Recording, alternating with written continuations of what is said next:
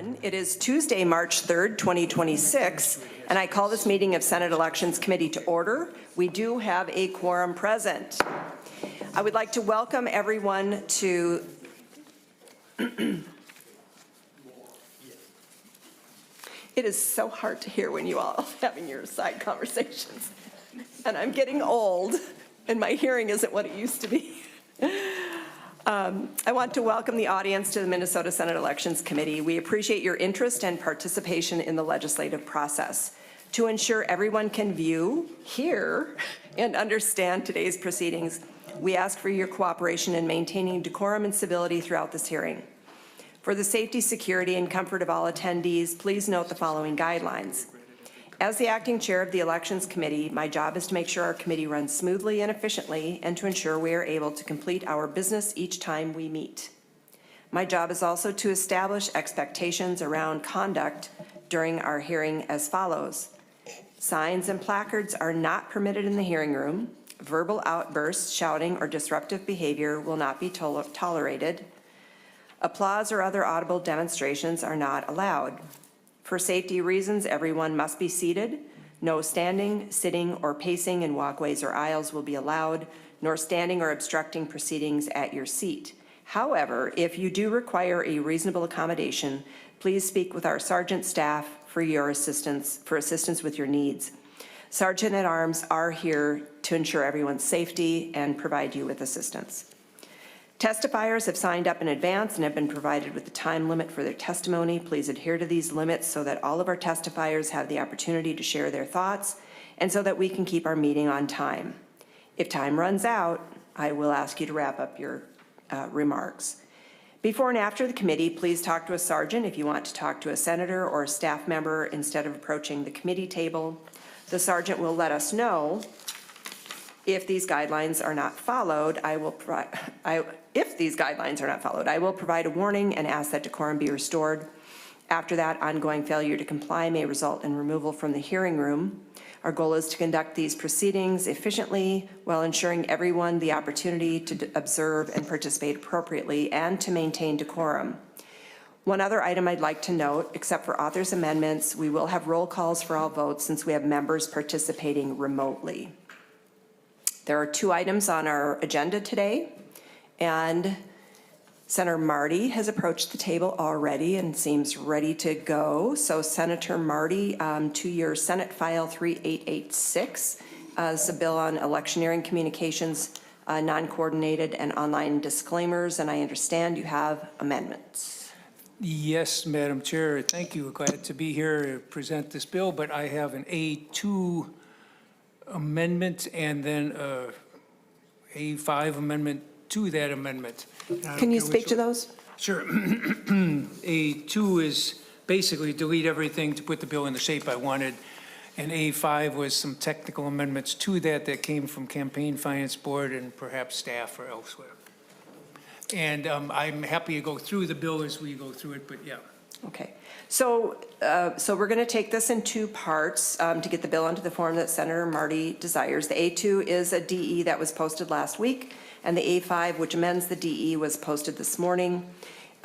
So Senator Marty will first move the A5 amendment, and then we'll take the A2 as amended. Sure. Madam Chair, I'll move the A5 amendment. What's that? Oh, you moved, I'm sorry. Jumped ahead of me. Yes. So Senator Marty moves the A5 amendment to the A2 authors amendment. All in favor say aye. Aye. All opposed say nay. The A5 amendment to the A2 amendment is adopted. And now Senator Marty moves the A2 authors amendment as amended. All in favor say aye. Aye. All opposed say nay. The A2 authors amendment is adopted. Senator Marty, please present your bill. Thank you, Madam Chair, members of the committee. This bill contains a number of provisions from a bill I had last year. I think all of these provisions passed the Senate floor last year, but they didn't make it through the House or wherever, conference committee. And it basically has two main functions, one of which is to make it clear that in the same way independent expenditures are no longer they are treated as either in-kind contributions or things that have to be paid for by the campaign. If there's coordination between the campaign and the spender.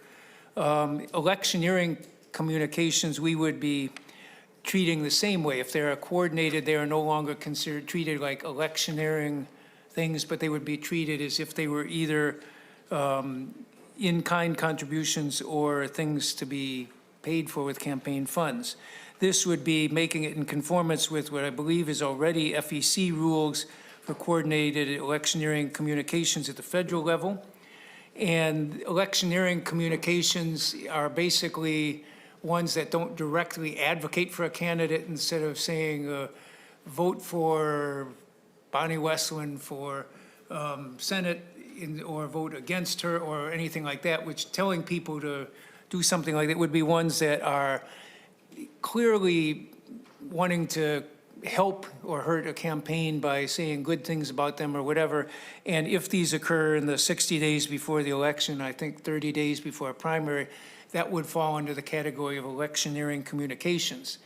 And that would be no change in that other than if there's any coordination between those electioneering communications and the candidate, then it would be treated again the same as any other campaign expenditure or in-kind contribution.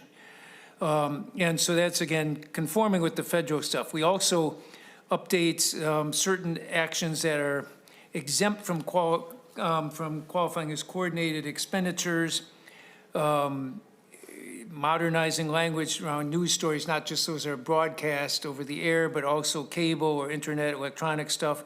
We would also say that if you have a broadcasting facility, say a podcast, one of the political parties or a PAC or a candidate, that would count as either the independent expenditures or in-kind contribution kind of thing if the party is doing one and they're talking about candidate X. Unless it was truly covering, reporting a bona fide news story or treating all candidates about equally, only in those cases, in which case it's more playing a media type of role. Otherwise, it would have to be either a coordinated or non-coordinated expenditure.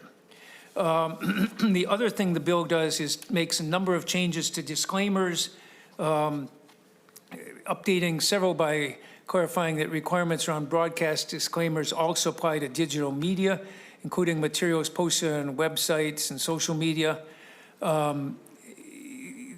To meet the requirements as candidate websites and social media, in other words, if you have, as a candidate, you have your campaign website or a social media postings that are part of your campaign, those campaigns would have to include a disclaimer once on the home page, and other websites or digital or audio communications would have to have disclaimers on all the pages with political content. In electronic communications for which a disclaimer is not realistically possible, can be exempt at the discretion of the Campaign Finance Board and Office of Administrative Hearings, but in that case, the ad must include a link to an online page containing the disclaimer and no other information. An existing exemption from penalties for failure to include disclaimers by newspapers who accept paid advertisements has been removed. And also required wording of disclaimers has been shortened. So instead of the standard prepared and paid for, I think it would now be prepared by, if it was a non-cost one, or paid for by whatever. And if it's by a independent committee that's not a candidate committee, would have to have this is paid for, this expenditure is paid for, let's see, it's either paid for by this committee or so-and-so entity is responsible for the content of this expenditure. And then finally, Section 7 tells the type of things where we have the technically unfeasible places. It's always been bumper stickers, buttons, and so on. And there are other cases now where I think we may need that as well. And the repealer is simply a rule the Campaign Finance Board put in place, I think, last year, but this would be a tighter, looser, I'm not sure how you'd see it, but it's a slight change in it, and I'll have Mr. Sigurdsson explain the difference if there's desire from the committee. And Mr. Sigurdsson is here because he's the expert and can answer the questions that I would get confused by, because I mean, I would call things uncoordinated instead of non-coordinated and all the other stuff. But I welcome questions or Mr. Sigurdsson's comments if he has any.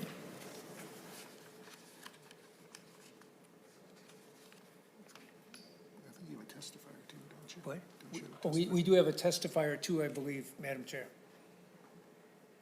Okay, we do have one testifier, Beth Shimmick, and she is from the Campaign Legal Center. She will be appearing via Zoom. And Ms. Shimmick, when you come on screen and unmute, if you could please identify yourself for the record. Thank you, Madam Chair and honorable members of the committee. My name is Elizabeth Shimmick, and I'm Senior Legal Counsel for Campaign Finance with Campaign Legal Center. Thank you for the opportunity to testify today in support of Senate File 3886. CLC is a nonpartisan, nonprofit organization based in Washington, D.C., and dedicated to protecting and strengthening democracy through law at all levels of government. Voters have a right to know who's spending big money to influence their vote, and our democracy depends on having elected officials that are accountable to voters, not wealthy special interests. However, wealthy special interests continually seek new ways to hide their election spending from the public eye and evade campaign finance laws that protect against corruption. Senate File 3886 would update Minnesota's campaign finance laws to address two gaps that big election spenders may seek to exploit. First, the bill updates Minnesota's coordination statutes to ensure that coordinated electioneering communications are covered as a form of coordinated spending. Clear, strong, and effective regulation of coordinated spending between candidates and outside spenders is necessary to prevent wealthy special interests from sidestepping limits on direct contributions. Because coordinated expenditures are indistinguishable from writing a check to a candidate, the Supreme Court has consistently recognized that limiting these expenditures made in coordination with candidates furthers these critical anti-corruption interests. By including coordinated electioneering communications as a covered form of coordinated spending, SF 3886 helps to ensure that such spending is properly understood as an in-kind contribution, subject to contribution limits and clear public disclosure of those contributions. Second, the bill modernizes Minnesota's on-ad disclaimer rules for digital ads. Online political spending has increased exponentially over the last 20 years. With advances in technology, the digital political ad landscape has also radically shifted over that time. Once found mostly in pop-ups and web page banners, ads now find us everywhere, from the games we play to our social media, to the ad breaks in streaming videos and in podcasts. This bill updates Minnesota's disclaimer laws to clarify that all digital political ads must have on-ad disclaimers unless it is technologically infeasible to do so. This change would help to ensure that Minnesota voters have immediate and easy access to information regarding the spenders behind the election ads they see, wherever those ads find them. In short, SF 3886 provides important updates to Minnesota's campaign finance laws that help to prevent corruption and the appearance of corruption in Minnesota's elections, and ensure that Minnesota voters have the information they need to cast an informed ballot. Thank you for your time and consideration. Thank you so much for your testimony. That is the only person that we have signed up for testimony today. Do any members have questions or comments? Senator Cran. Thank you, Madam Chair. Senator Marty, on the one issue in Section 2, do broadcast stations owned or controlled by a political party, are there a lot of broadcast stations owned by candidates or political parties or any party unit? And if so, could you give me one example? Senator Marty. Madam Chair, Senator Coran, I'm not sure of any. I'm guessing podcasts. I mean, I don't know if the TFL Party or Republican Party of Minnesota have podcast type of things, but I assume that would be the type of thing that does, and in which case it would be almost clearly not exempted from this, because what they're doing is not trying to have, we're having bona fide news stories, and we're trying to give equal time to various candidates and so on. So I'm not sure that this would be a meaningful exception, but if they are doing basically news reporting type of thing, in that case, if they could show they're doing that, they would be exempted from treating that as an either in-kind expenditure kind of thing, or. But you just, Senator Madam Chair. Thank you, Madam Chair. And Senator Marty, so you made the statement of equal time. And we don't really have those, right? And if a political party owns it, we know the political party is going to politic. That's what we do. And so I don't think any of those things would apply. So just kind of looking, we all have to clearly identify ourselves in any action and podcasts and those that are out there. I don't know that, I'm always concerned. We went through this, and it's a pruned down version of last year's bill. But when you look at where I think you're trying to go is, right, any electioneering influence. And I could probably name dozens of broadcast news. You could name dozens of broadcast news categories, which are as influential or more influential than anything we're talking about here, or anything that's currently in law where we have to have some identification of the intent, who it is, and right, some disclosure is already required. They're not in the broadcast world, and so they're more mind melding in influence than anything that we talk about here. Social media, although there is a little bit more parity, right? We get a little bit more, but it's still mind melding in the influence and equally as influential in anything we do politically. So I don't know that it touches, any of this again touches and solves a problem that we have today or one that we can forecast in the future. So I just struggle to find out that or to see a real need unless somebody can point it out. And we've heard from the testifier every bill we have that I still don't see what problem we're solving in it. So I'm still struggling to support it. So thank you, Madam Chair. Senator Marty. Madam Chair, Senator Coran, yeah, I'm not arguing that media doesn't have a lot of stake in it. We're just saying that if there is some entity, and I'm not sure, I doubt, when I saw this, I doubt that certainly I haven't seen any in Minnesota that would meet this test. I'm not sure how you would, but it seems to me that they were saying, if news media is allowed to do this, if you have the only case a broadcasting station owned or controlled by a political party could do this is if they are doing bona fide news stories. And as you said, we don't have equal time in our broadcast stuff anymore, which I think is a mistake, but we don't have it.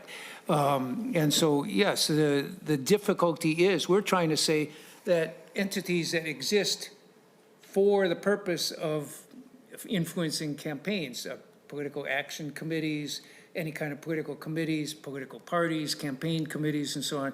We're trying to say those things we have to disclose because there are more and more entities putting more and more money into them in independent ways. And so we're trying to say, hey, if these things are happening, especially in the period right before the election, we should be disclosing what's going on. And that's why we have disclaimers in the first place. I think Ms. Shimmick might be able to offer some information as well. Ms. Shimmick? Madam Chair, Senator, this kind of language is meant to deal with situations where, say, a news broadcasting station might be owned by an individual or by a family.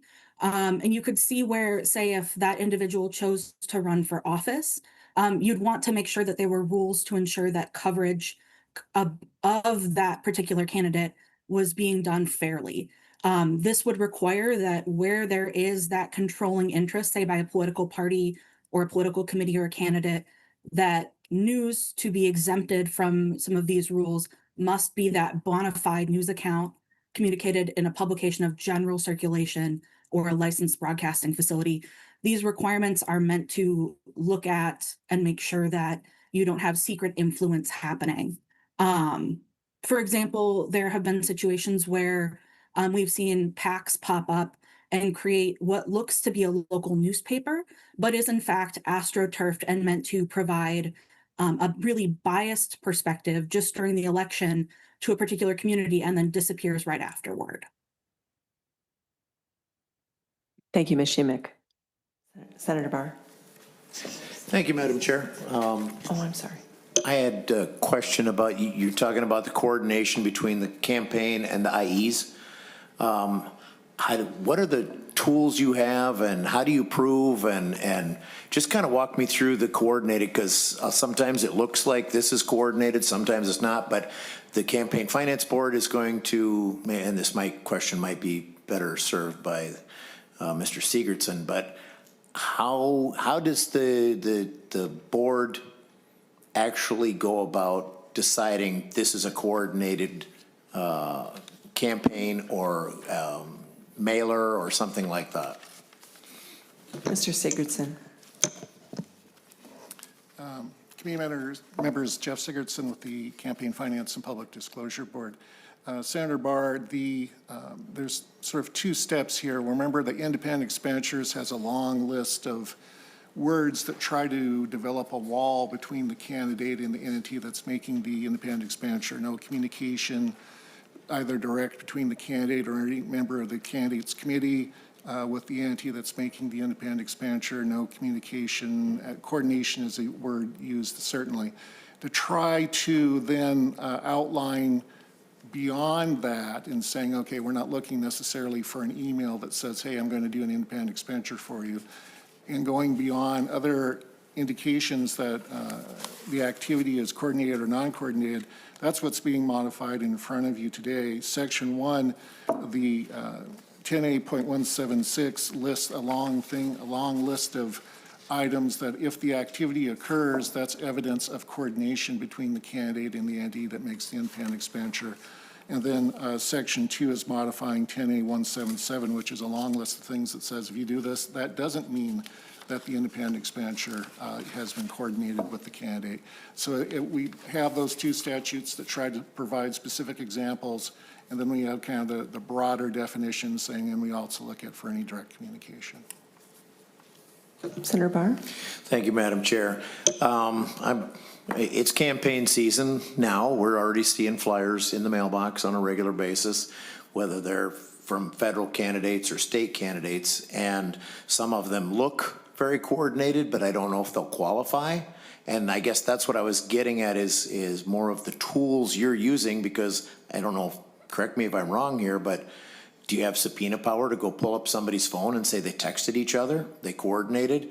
The email, you could probably find that someplace, but I'm just kind of, what tools do you actually have to prove the coordination is more what I'm getting at. Not the, here's what defines coordination, here's not. What are your tools? Mr. Sigurdsson.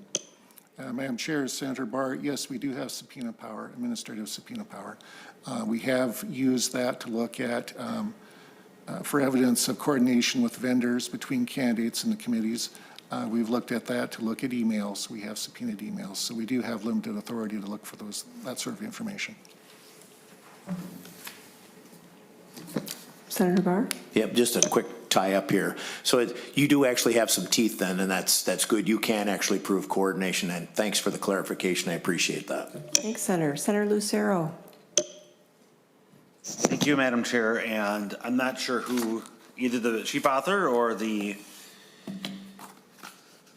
board chair could answer my question, and that is on the top, no, it's the bottom of page 3.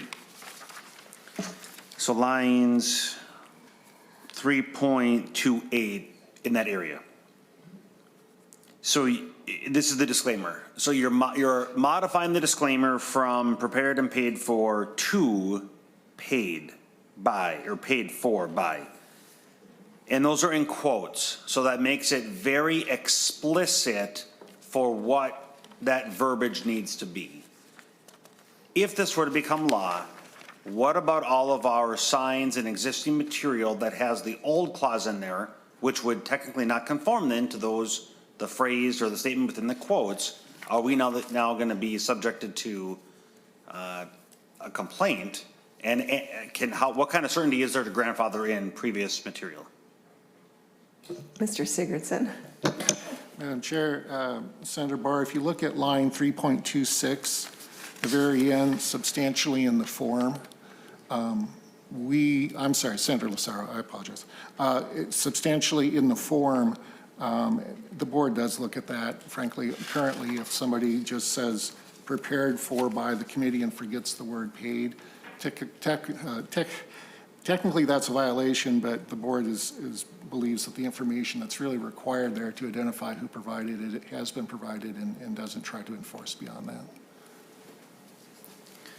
Senator Lucero. Thank you, Madam Chair. I appreciate that. And if it were to ever be necessary, I will use this video because I do not want to reprint 600 signs. So thank you. Senator Marty. Madam Chair, and Senator Lucero, on that, you can have, if it didn't cost you anything, like it's something you typed up on your computer, something it could be prepared for by instead of paid for. In other words, it's helpful because a lot of expenditures people were not really spending, they were whatever. And the other thing, I know in the past, they've used a lot of discretion. I know in a lot of things, people would have the name of the campaign committee and the city or something rather than the street address. And of course, now with street addresses, people are hoping they're not on there in many cases. But yeah, I think they've shown good discretion in saying, no, this is substantially what we want to get. Any other, and just so members know, the plan is to lay this bill over. Any other discussion today? All right.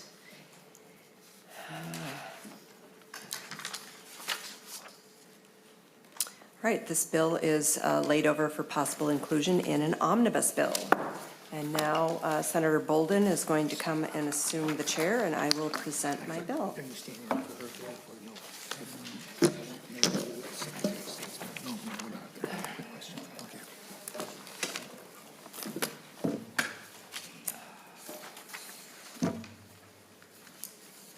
this.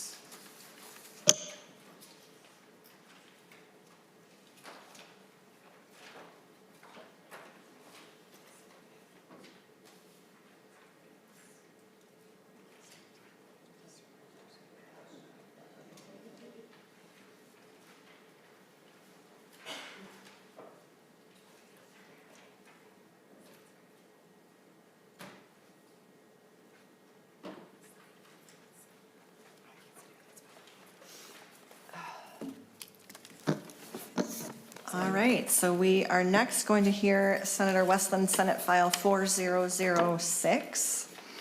Senator Westlin, I believe you have the A5 Authors Amendment to get the bill into the shape in which you desire. Is that correct? That is correct, Madam Chair. Members, any questions about the A5? All right, hearing none. All those in favor say aye. Aye. All those opposed say nay. Motion passes. The amendment, it passes. So to your bill as amended, Senator Westlin. Thank you, Madam Chair. Thank you, members. This is, as we have each year, this is the Secretary of State's administrative bill. I'm going to do just probably a brief walkthrough, and then I will turn it over to Ms. Freeman to provide any additional details. Section 1 of this bill is a provision that the Secretary of State's office, counties, and LMC worked on last session. This was part of an agreement last year, and this allows cities that administer absentee voting to work with their county and decide if they'll be open for the full 46 days or to be open the last 18 days of absentee voting. This offers flexibilities and cost savings to cities while preserving access to absentee voting close to home for voters. And again, this was, I believe, part of a bill last year. Section 2, this is a technical change and removes out-of-date and incomplete list regarding situations that would qualify a voter to utilize agent delivery within the last 7 days before the election.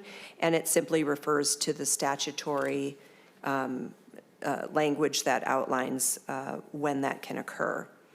Section 3, the section requires a statewide voter registration system to be used to administer absentee voting in any election except for a March Township election. The primary reason for this change is that online absentee voting applications are now available in odd years and in special elections. Those applications are available for processing in the statewide voter registration system, and requiring the use of the system will standardize the process across elections. Section 4. Section 4 is related to early voting, and it just makes clear that the early voting voter certificates, the printed copies must be maintained. It's mostly a technical change.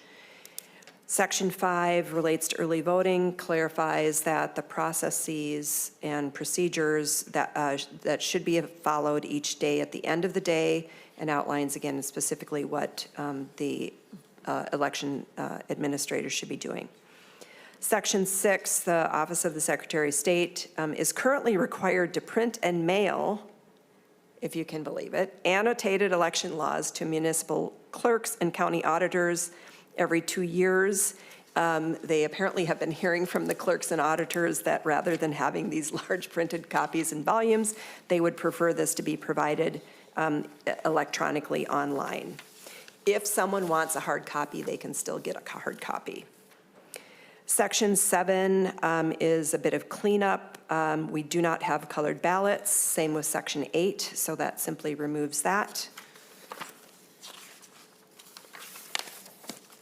Section 9 creates procedures for county and municipal election officials to be reimbursed for election-related costs for state and federal special elections not held in conjunction with a state primary or state general election. This follows the same scheme as the presidential nominations primary, which worked out well in 2020 and 2024.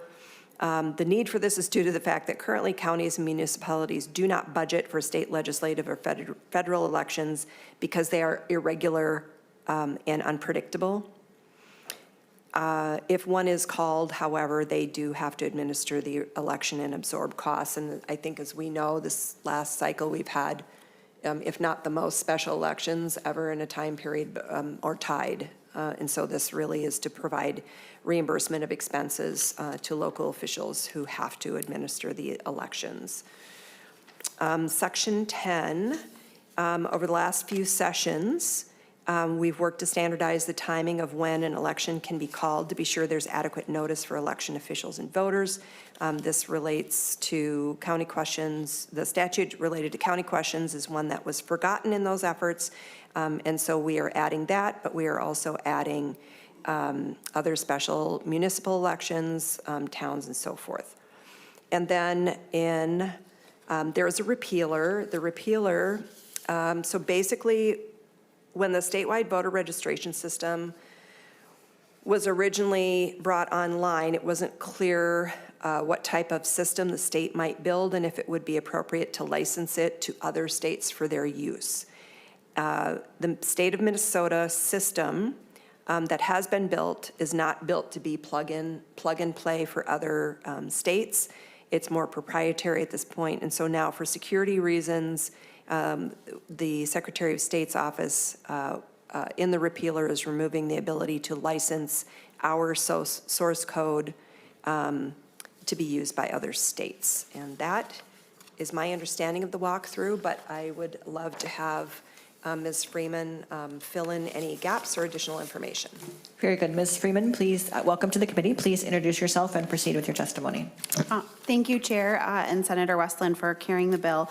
I don't have a lot more to add other than to say that happy to take questions and talk more through the bill. And just noting on the A5, these are dates that the impetus for expanding the timeline of the canvassing in the A5 in both Section 10 and Section 11 there, that came from from cities and school districts saying, hey, could we have a little bit of extra time? If we had a few more days, we wouldn't have to call a special meeting to do our canvassing board.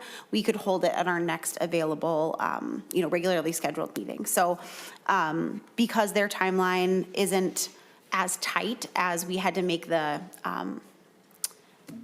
as we had to make the counties and the state's timeline to meet the presidential years, the requirements in a presidential year, we're giving some more flexibility there for them to do that work. And both of these provisions were included in a bill last year that passed through the Senate. And so just trying to bring that back to do it again. So thank you. Thank you. I don't have anyone else listed to testify, but want to open it up. Is there anyone else here who would like to testify on this bill? Seeing none. Anything else, Senator Westlin, before we move to discussion and questions? Members? Senator Cran. Thank you, Madam Chair. So just a couple pieces on line 7, line 7, page 7, line 21. Statement in regards to issuing payments, or reimbursements, should it be issued qualified reimbursements, or is there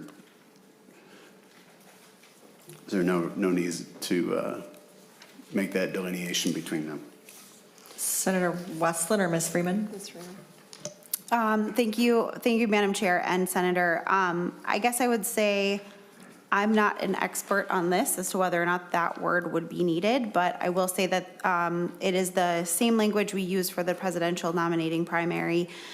Each request has to be accompanied by an itemized statement of actual expenditures, including copies of invoices, certification, things like that. So there's the requirement to have the documentation along with it.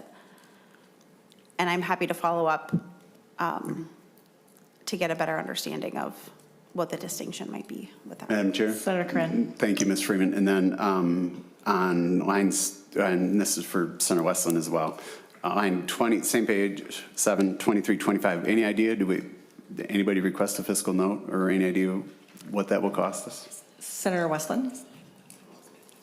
Or Ms. Freeman? Yeah, my understanding, Madam Chair and Senator Cran, is it's an open appropriation. And Ms. Freeman can expand on that. Thank you, Madam Senator Chair. Corinne, I also may invite our staff to speak to that. Madam Chair, Senator Coran, yes, there's a fiscal note request that's out, and while it creates an open appropriation, I think the amount that would be estimated to be spent would represent a cost. I don't know what that would be at this time. The language itself is similar to the language used for the presidential nomination primary, but of course, this is a much smaller universe and much more unpredictable what kind of special elections might occur. But there would be some costs that presumably would be carried. Senator Corinne. Thank you, Madam Chair, and thank you, Mr. Erickson. And then I just have one other, Ms. Freeman and Madam Chair.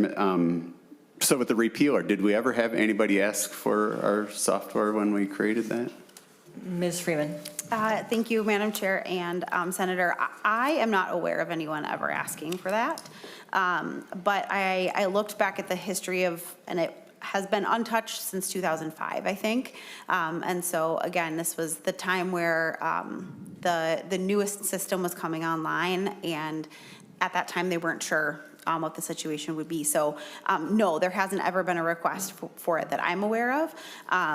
But as we were looking through Chapter 5 and making some updates in other areas that you might hear before State Gov later this year, and this popped out as a thing of, oh, maybe we don't need this allowance anymore because that's not the system we have built.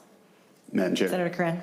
Yeah, and when we built, and Ms. Freeman, when we built the electronic, we did the same, very similar, but in elections, I wonder what makes it so proprietary. Would love to see that delineation. I know our unique state laws, but I would love to see the proprietary nature of what we do and actually have access. And none of this does anything to help alleviate our concerns about what does it actually do and to provide transparency to us as legislators as it relates to elections. But we did a similar thing back in the 80s, so thank you. No question there. Any other, Senator Limmer? Thank you, Madam Chair. If I could bring your attention to the amendment 5. Sections 10 and 11 changes the time frame for either city governing bodies or school districts to canvass an election, and we're changing the day or the time span from 3 to 10 days. Could you tell me why? Ms. Freeman. Thank you, Madam Chair and Senator Limmer. Yes, so what we heard from cities and school districts was that they would appreciate a few extra days to be able to hold their canvassing boards. Their canvassing boards have a little more flexibility. They're just certifying their own races. With those extra days, what that would allow them to do is not have to call a special meeting. So finding a time where everyone from the city council, coordinating all those schedules, as you can imagine, can be a tricky thing sometimes. So if they don't have to call a special meeting, then they could just hold their canvassing board on their regularly scheduled, at their next regularly scheduled meeting. And so, yes, folks have asked us to have the flexibility to do that. Senator Limmer. So, Yeah. thank you. Tell me again, what does canvassing mean? Does it qualify the results of the election, or does it credentialize, maybe that would be a better word, the results of an election? Is that correct? Ms. Freeman. Thank you, Madam Chair and Senator Limmer. Yes, essentially, the results are unofficial until they're canvassed. And so the canvassing board is reviewing, might review the tapes from voting machines or other reports from combining the votes, and are making sure that those vote totals are accurately represented on their canvassing report or the abstract. Senator Madam Limmer. Chair, what is the canvassing time for statewide elections or legislative races? Ms. Freeman. Thank you, Madam Chair and Senator Limmer. So off the top of my head, the county canvassing timeline is between 3 and 10 days after an election. I have it all neatly laid out in a spreadsheet that I can provide you. It's somewhere around, then there's I believe it's 2 weeks later than the state canvassing board meets. It's about 2 weeks later. Senator Limmer. The only reason I raise this question, it seems like there's other races that have higher number of ballots that are cast over many cities, not to mention school districts, and I'm just wondering why a higher number in a different race can have a shorter period of time for canvassing compared to a school district or a local city. And do they have less resources? Do they have, especially in light of a digital representation of votes, if that's what they're reviewing, why would it take longer time, and why would they need longer time? Ms. Freeman. Thank you, Chair and Senator Limmer. So it's not really about them needing more time to do that, to do the work to prepare for the canvassing board. It's really about, it's a scheduling matter. So it's more of an administrative scheduling matter, that allowing them additional days to be able to canvass instead of needing to call, say they meet every Tuesday. I would feel like I would need a calendar to do this, but say they meet every Tuesday, though the 10-day cutoff would not allow them to have, would require them to call a special meeting on the Friday, the Saturday, or the Sunday in order to meet that. And I'm not counting the days right, but whereas with 14 days, there's more options for when they could hold this meeting. So it's the canvassing board is not, they are certifying the election results, but they're not physically recounting ballots or anything at this point. And Madam Chair, also. Senator Westlin. Thank you. So for cities, so if you look at, and this is already in the statute, 1.7 to 1.9, it says the governing body of a city conducting the election or the governing body of a town conducting the election shall act as a canvassing board. And then the school board acts as the canvassing board. And so again, they are a smaller unit. They're actually the city officials, and they've just asked for a couple more days so they don't have to incur the the challenges and I would imagine the expense of an additional meeting. Senator Limmer. Well, it just, maybe I'm being a little too focused on this, but since an election only happens once every 2 years or once every 4 years, you would think that a city, regardless of size, would be able to plan to get their canvassing done in the existing time that's already allocated by law, 3 to 10 days. Now they're wanting to move it 3 to 14 days. I don't know the percentage on that, but it just seems unusual that they would need to have more time when they've got 2 or 4 years to plan for that event. That's just a rhetorical comment, Madam Chair, but sometimes I wonder if we introduce change just for change's sake than anything else. Madam Chair, Senator Westlin. I would just say that this was actually not a change for change's sake, but a change that was requested by the local entities. We do try to accommodate them when we can.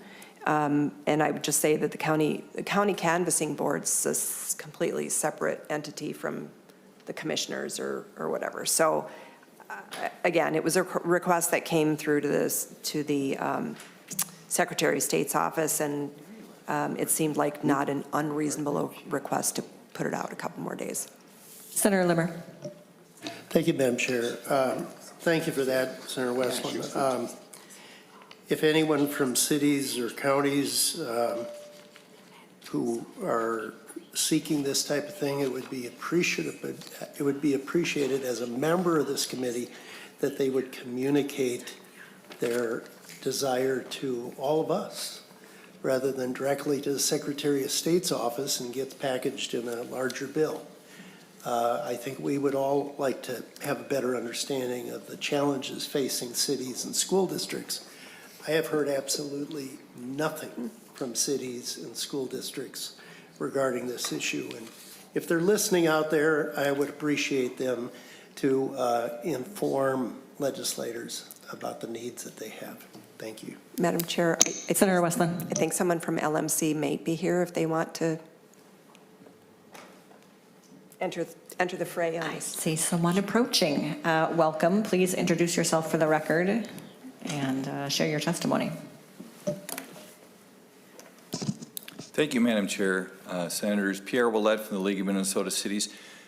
We probably should have re-communicated our desire for this change. It kind of predates me in my current position. It was something they have asked for a few times. It is a nice to, not a have to. It does provide a lot of convenience for cities who have a normal schedule for their city councils to be able to have the canvassing board when they're already meeting for their normal meeting. So I don't know the genesis of it. It probably was asked for at a time before I had this position, but it certainly is something that would help cities with scheduling and the cost of having a separate meeting to do their canvassing activities. Senator Limmer, anything further? Right. Senator Lucero.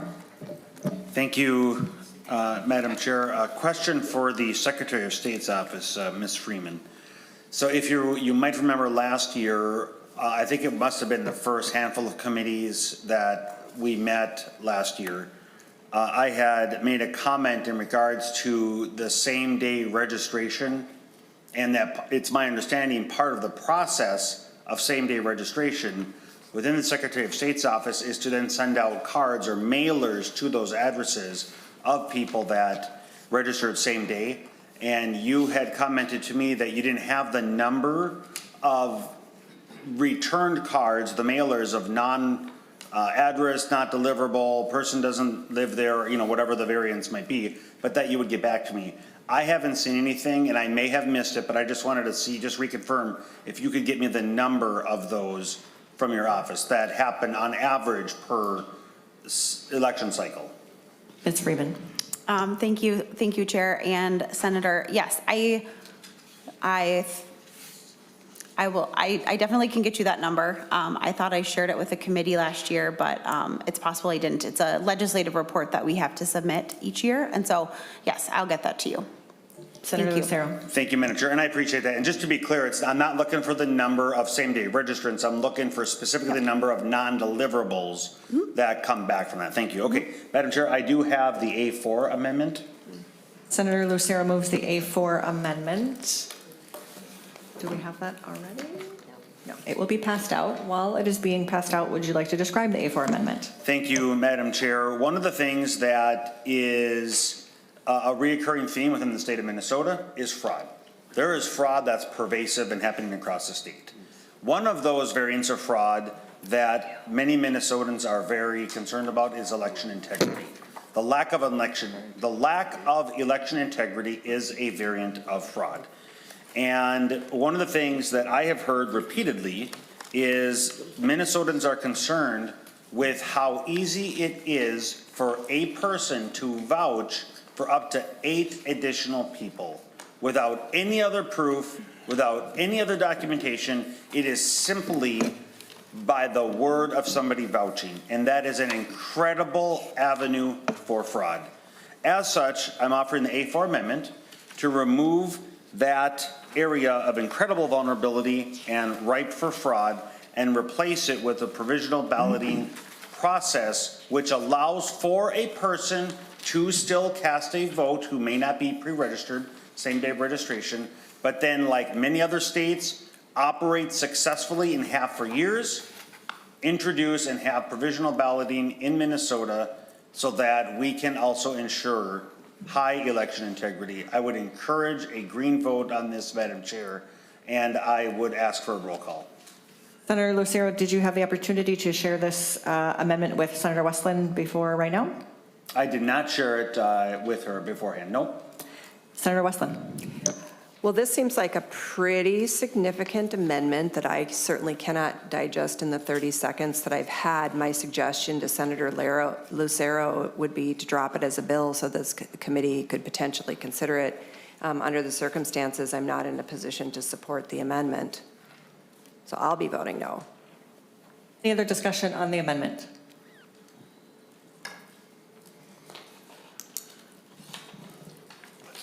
Closing remarks. Senator Lucero. Thank you. And you did get the roll call request? Roll call requested and roll call granted. Perfect. And again, I would encourage for those who believe in election integrity, vote green. Thank you. Please take the roll. Thank you. Senator Westlin? No. Senator Curran? Yes. Senator Carlson? Senator Carlson? Senator Barr? Aye. Senator Bolden? No. Senator Swedzinski? No. Senator Limmer? Aye. Senator Lucero? Yes. Senator Marty? No.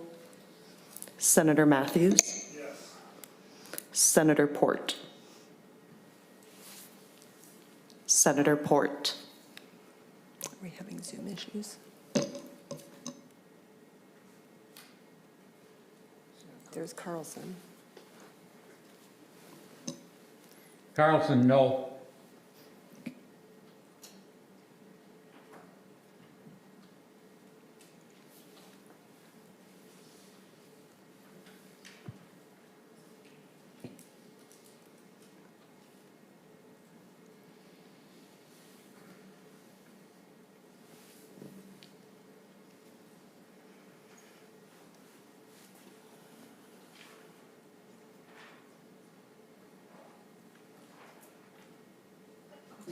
There being 5 ayes and 5 nays, the amendment is not adopted.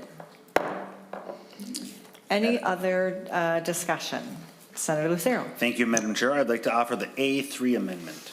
Senator Lucero offers the A3 amendment. While that is being distributed, would you please describe the A3 amendment? Thank you, Madam Chair. So one of the things that I do in the interim is I'm part of the Election Integrity Project. It is a multi-state, multi-legislator group that comes together twice a year to discuss election integrity issues and how we can, as state legislators, ensure that we have the highest degree of election integrity in our states. And in this group, when I describe some of the election law in Minnesota, they are just aghast. They're absolutely shocked at how weak and pathetic our election integrity rules are in some capacities. And one of those areas that just is jaw-dropping, not only to Minnesotans who I described, but also to those that are outside Minnesota, is the fact that you don't even need to have an address to vote. And so this amendment, the A3, would actually require a person to have an address to be eligible to vote. I would encourage support. I would call for a roll call, and I would encourage a yes vote. Roll call requested, roll call granted. Senator Westlin. Ms. Freeman. Thank you so much, Chair and Senator. So a brief comment on this, just to note for the committee that the allowance of providing a physical description of the location of where someone is currently residing does appear on the National Voter Registration Form. And so a few years ago when we added this allowance, it was to conform our state form to match with the national form.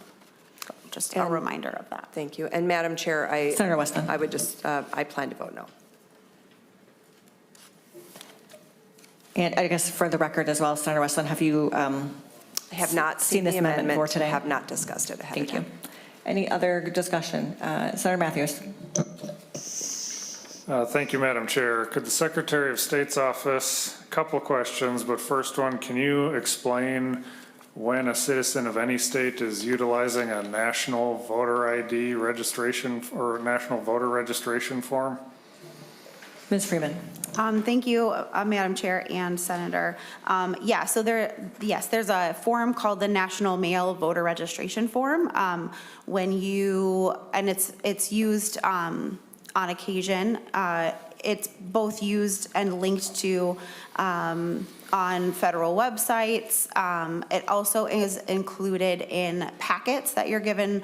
I don't know if it still is today in a printed form, but when I was at Washington County a few years ago, we would regularly get a printed form because folks had received a packet when they changed their went through the USPS change of address.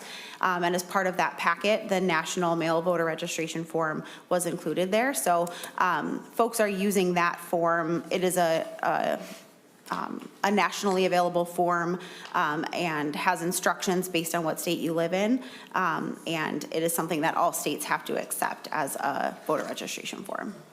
Senator Matthews. And then follow up, can you give me the number of new registration forms that were used in the last election that solely just provided a description instead of providing a physical residence? How many times that was used in the most recent election? Ms. Freeman. Thank you, Senator, or Chair and Senator. I don't have that number off the top of my head. I do know it's a number that we could get for you. Senator Matthews. Madam Chair, thank you. I would like to get that, and I want an actual follow-through that's provided to the committee.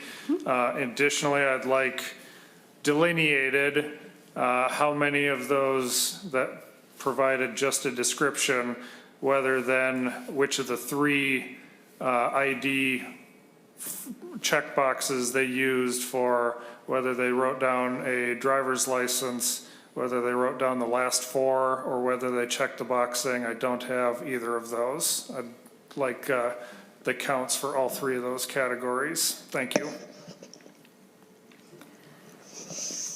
I will just take this opportunity to say I will be voting no on this amendment. I think this is important, and I remember when we had the original sort of debate on this, this is an important provision for people who are experiencing homelessness, who have a right to vote, and it is important for us to have a way for them to do that. I will also just mention this is often used for folks on reservations who may not have an individual residential address, and so this is an important provision, and I would recommend a no vote. Other discussion, Senator Lucero. I'll just go at the end for closing out the remarks, if everybody else is done. Yes, go ahead, Senator Lucero. Thank you. I just want to remind members and anybody watching that a yes vote supports election fairness and integrity, and that a no vote is to support weakness, vulnerability, and fraud in Minnesota elections. Please vote yes. Thank you. Ms. Stankiewicz, please take the roll. Senator Westlin, I'm going to vote no, and it doesn't mean what Senator Lucero says it means. Senator Coran, Yes. Senator Carlson, No. Senator Barr. Senator Bolden, No. Senator Swedzinski. No. Senator Limmer, Yes. Senator Lucero, Yes. Senator Marty. Senator Matthews. Senator Port.